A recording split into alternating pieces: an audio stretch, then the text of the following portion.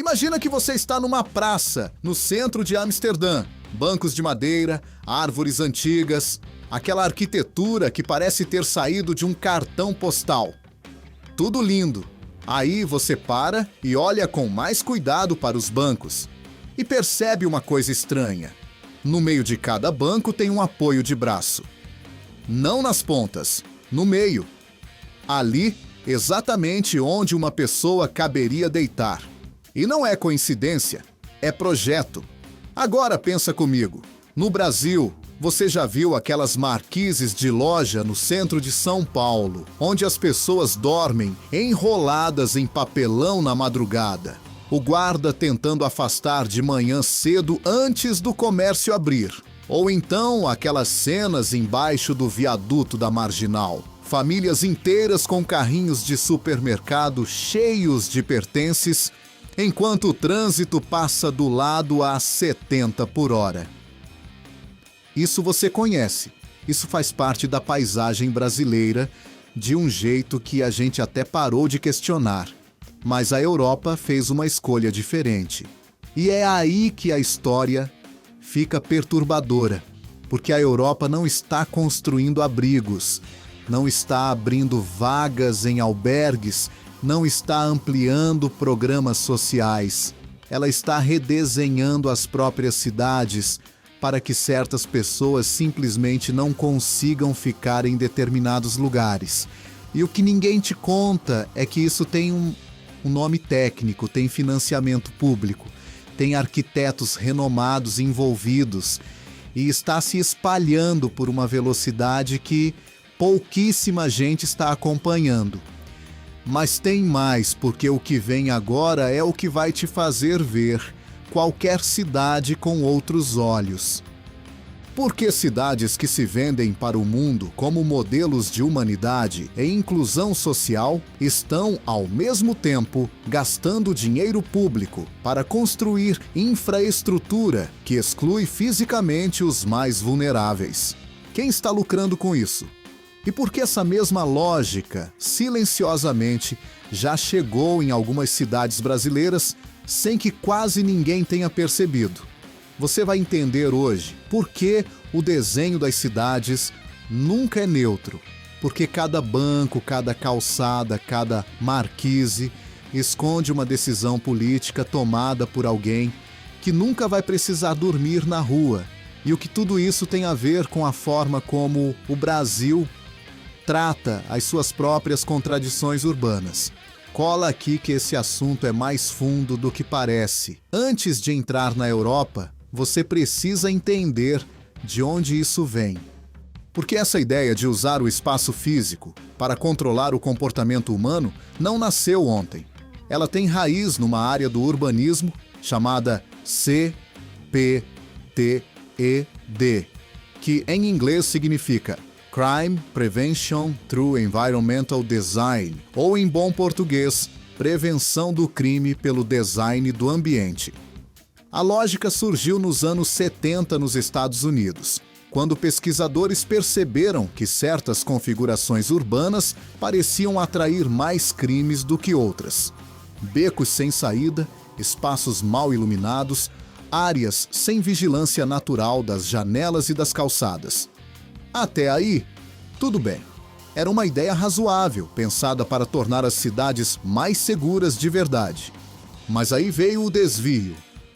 Porque em algum momento, essa ferramenta que deveria combater o crime começou a ser usada para combater a presença de pessoas indesejadas. E percebe a diferença?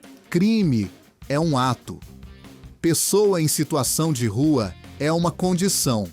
São coisas completamente diferentes. E quando você começa a confundir as duas, o projeto urbano vira uma arma social. E é aqui que a coisa fica realmente interessante, porque o que as cidades europeias fizeram foi pegar essa lógica e industrializá-la, transformá-la em política pública com orçamento, com edital, com licitação. Não é vandalismo, não é improviso, é planejamento. Olha só o que aconteceu em Londres a partir dos anos 90. A prefeitura começou a instalar o que ficou conhecido informalmente como arquitetura hostil. Pinos de metal embaixo de marquises. Pedras irregulares em vãos de janelas onde antes as pessoas se sentavam. Grades em espaços cobertos. Sistemas de aspersão de água que disparam automaticamente de madrugada. Em Paris, a mesma coisa. Bancos com apoios no meio. Superfícies inclinadas que impedem qualquer pessoa de se deitar. Grades embaixo de pontes históricas que, durante décadas, serviram de abrigo informal.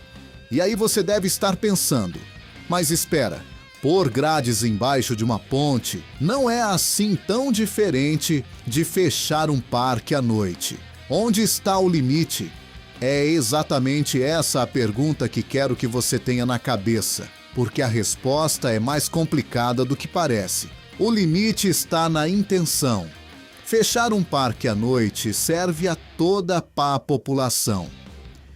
Instalar pinos de metal embaixo de uma marquise serve exclusivamente para impedir que pessoas sem teto se protejam da chuva. Não tem outra função. Não melhora a experiência de ninguém mais. Não embeleza nada. Não aumenta a segurança de ninguém que já tinha algum tipo de abrigo. É uma intervenção com alvo específico e explícito. E o que choca é que essas intervenções, em vários países europeus, foram financiadas com dinheiro público. Ou seja, o contribuinte europeu pagou para que as cidades ficassem mais hostis para a parcela mais vulnerável da própria população. Mas tinha algo que ninguém sabia ainda. Algo que só ficou claro quando os pesquisadores começaram a levantar os dados reais sobre o que acontece com as pessoas depois que elas são afastadas de um espaço. O que os estudos mostraram, e isso foi documentado por pesquisadores da University College London e pelo Institute of Global Homelessness, foi que a arquitetura hostil não reduz o número de pessoas em situação de rua. Ela apenas move essas pessoas de um lugar para outro. É como apertar um lado de um balão. O ar vai para o outro lado.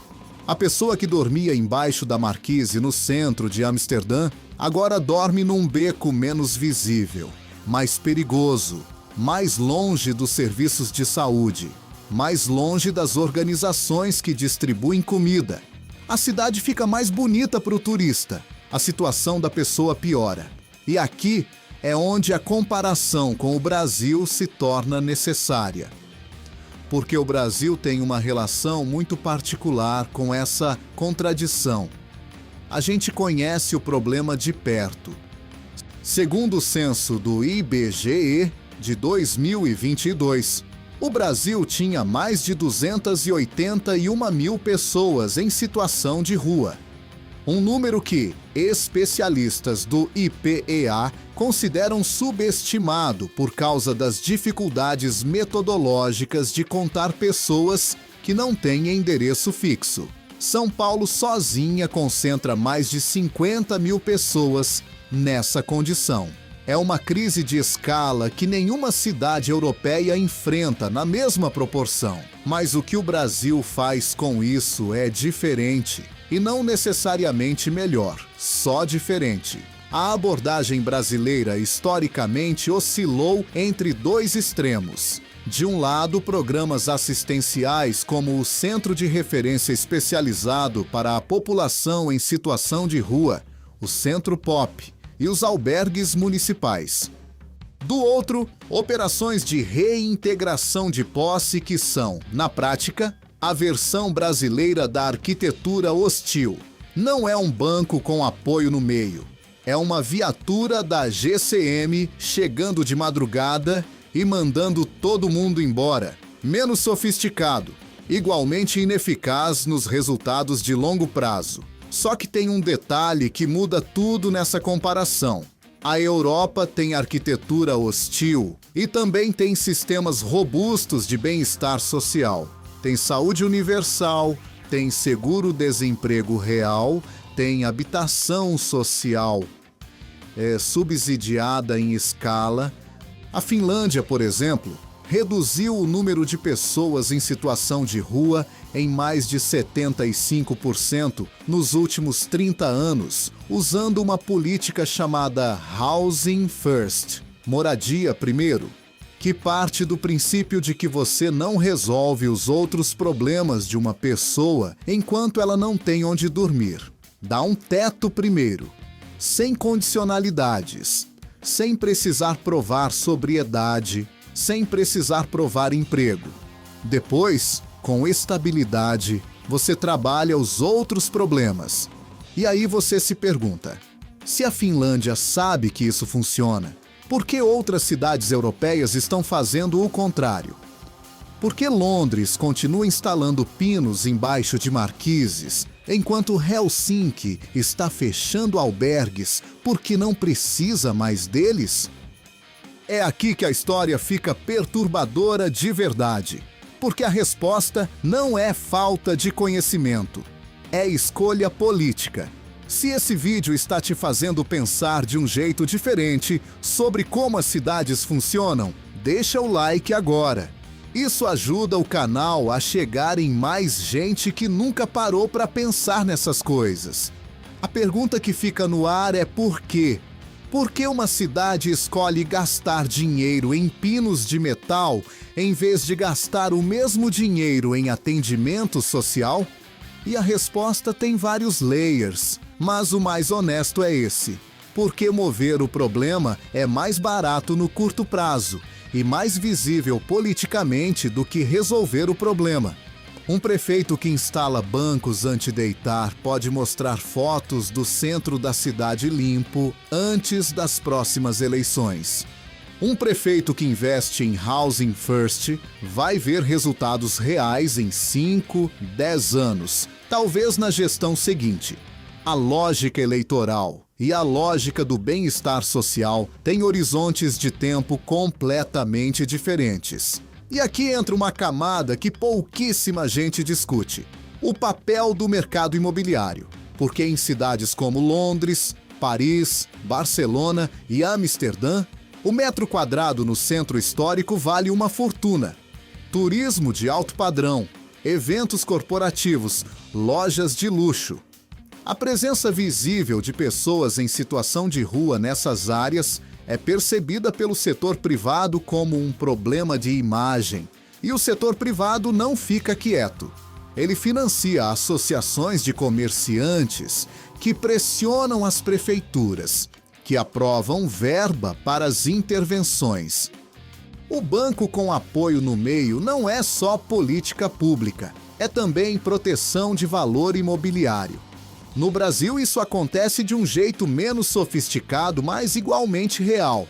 Quando a Prefeitura de São Paulo removeu o Largo do Paissandu, depois do incêndio do edifício Wilton Paes de Almeida em 2018, a decisão foi tomada em dias. 6.000 pessoas foram deslocadas. O terreno hoje está disputado judicialmente entre diferentes interesses.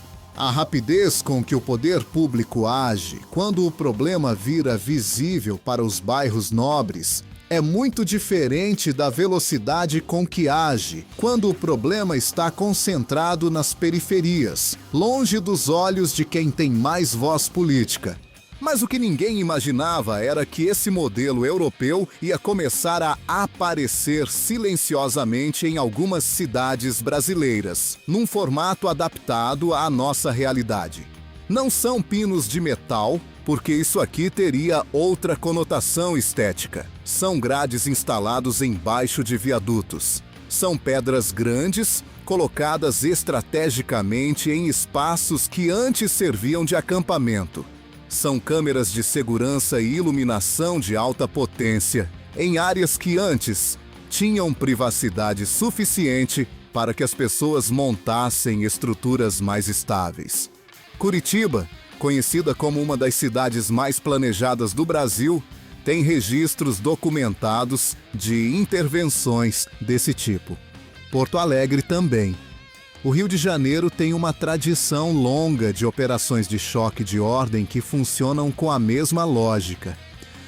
A diferença é que, no Brasil, isso raramente é chamado pelo nome que é. Na Europa, quando os pinos de metal de um shopping em Manchester foram fotografados e viralizaram nas redes em 2014, houve um debate público enorme. Jornais escreveram editoriais, arquitetos assinaram manifestos. O termo arquitetura hostil entrou no vocabulário urbano europeu. Aqui, quando o gradil aparece embaixo do viaduto, vira nota de rodapé de jornal local, quando muito. E lembra daquela pergunta que eu plantei lá no começo sobre quem está lucrando com isso? Pois é aqui que a resposta começa a aparecer com toda a clareza. Não é uma conspiração, é um alinhamento de interesses. Prefeituras que querem mostrar resultados visíveis. Comerciantes que querem proteger a imagem dos seus estabelecimentos. Mercado imobiliário que quer manter o valor das propriedades. Empresas de design urbano e segurança privada que vendem as soluções. Todos esses interesses apontam na mesma direção e a pessoa em situação de rua, que não tem lobby, não tem associação de bairro, não tem advogado, fica sozinha do outro lado. O que é diferente em relação ao Brasil aqui não é a existência do problema, é a embalagem. A Europa tem uma capacidade extraordinária de dar aparência de racionalidade técnica para o que, no fundo, são decisões políticas sobre quem merece ocupar o espaço público. Um arquiteto assina o projeto, uma empresa especializada instala, uma secretaria de urbanismo aprova. No final, o resultado é o mesmo que um agente municipal mandando todo mundo embora de madrugada, mas com muito mais verniz de civilidade. E aqui vem a parte que surpreende de verdade, porque nos últimos anos começou a surgir uma reação organizada contra esse modelo. Em várias cidades europeias, grupos de ativistas passaram a intervir diretamente nas estruturas hostis. Em Manchester, voluntários colaram almofadas de espuma nos pinos de metal de um shopping center, em protesto público. Em Paris, um grupo instalou redes horizontais embaixo de pontes projetadas exatamente para impedir o acesso e registrou tudo em vídeo. Em Londres, arquitetos e designers criaram um prêmio irônico chamado Carbuncle Cup para as piores intervenções hostis do ano. Mais do que protesto, isso virou uma discussão séria dentro das escolas de arquitetura europeias. A ideia de que o design tem responsabilidade ética com todos os usuários do espaço, não só com os que podem pagar por ele, ganhou força acadêmica. Em 2019, o governo escocês foi o primeiro no mundo a declarar que pretendia banir a arquitetura hostil das políticas públicas. A Escócia não é um país rico por padrão europeu, mas tomou uma decisão que países muito mais ricos ainda não conseguiram tomar. No Brasil, a discussão equivalente é mais fragmentada. O Conselho de Arquitetura e Urbanismo, o CAU, já publicou notas sobre responsabilidade ética no design urbano. Pesquisadores da USP e da UFMG têm trabalhos sérios sobre o tema. Mas ainda falta o que a Europa levou décadas para construir. Um debate público amplo, com pressão popular real, capaz de mudar políticas concretas. A questão que fica, e que não tem resposta fácil, é a seguinte: o espaço público é de quem? Parece uma pergunta simples. Na teoria, todo mundo responde igual. É de todos. Mas quando você observa como as cidades realmente se organizam, quem tem poder de usar quais espaços, de que forma, em que horários, com que aparência, a resposta real começa a ficar muito mais complicada. O espaço público de verdade é aquele que qualquer pessoa pode usar sem precisar consumir, sem precisar ter um endereço, sem precisar ter a aparência que o entorno espera.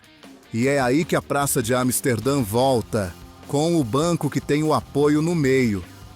porque ela continua lindíssima para o turista que para por 5 minutos para tirar foto. Mas para a pessoa que precisaria de um lugar para deitar por 2 horas num dia frio, ela foi projetada para ser invisível. Não é abandono, é exclusão com assinatura de arquiteto. O Brasil faz a mesma coisa de formas diferentes. A gente não tem tanta sofisticação no projeto, mas tem a mesma crueldade no resultado. A diferença é que a crise social brasileira é de uma escala que torna qualquer solução estética ainda mais ridícula. Pôr pinos numa marquise em Amsterdã, quando você tem 200 pessoas em situação de rua no bairro, é uma política absurda. Pôr pedras embaixo de um viaduto em São Paulo, quando você tem mais de 50 mil pessoas na mesma situação, é uma política que nem começa a arranhar o problema. O que Finlândia mostrou é que existe alternativa real. Não é utopia, é dado verificável. Quando você trata a moradia como direito e não como recompensa por comportamento adequado, os números mudam. Quando você para de gastar dinheiro movendo o problema de um lugar para outro e começa a gastar dinheiro resolvendo o problema na raiz, os números mudam. A questão não é saber o que funciona, isso já se sabe. A questão é ter vontade política para fazer o que funciona em vez de fazer o que aparece bem na foto. Se inscreve no canal se esse vídeo te fez olhar diferente para qualquer banco de praça que você já passou sem prestar atenção, porque toda semana tem um mergulho novo nessas histórias que estão escondidas na superfície das coisas que a gente vê todo dia, mas nunca para entender de verdade. E deixa o like antes de ir, porque esse tipo de conteúdo precisa chegar em mais gente que ainda não sabe que as cidades falam e que o que elas estão dizendo nem sempre é o que a gente quer ouvir. Se você ficou curioso sobre como essa mesma lógica de exclusão urbana funciona no sistema de transporte público, tem um vídeo aqui no canal que vai te surpreender da mesma forma. Até lá!